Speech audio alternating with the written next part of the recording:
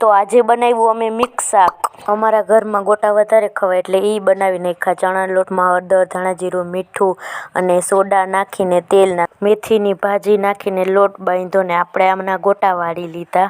પછી આ ગોટા બધાય તેલમાં તળી નાખ્યા। ઊંધિયું કહેવાય પણ આટલા બધા શાકભાજી અમે નહોતા નાખ્યા। ગોટા તળ્યા હતા એ જ તેલ પાછું કુકરમાં નાખ્યું વઘાર માટે। તો પહેલાં બધું બકાલું ધોઈ નાખ્યું, વટાણા, હરગવું, બટેટા, ફ્લાવર અને વઘાર મેં હિંગથી જ કર્યો, ગરમ મસાલાથી નથી કર્યો।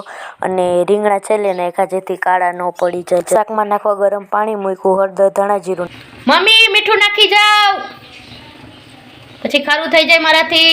લાલ કલર માટે કશ્મીરી ચમચાથી ન હલાવવાનું તો આમ હલાવ્યું, પછી પાણી ગરમ કર્યું તો એ નાખ્યું। શાક પૂરતી ખાંડ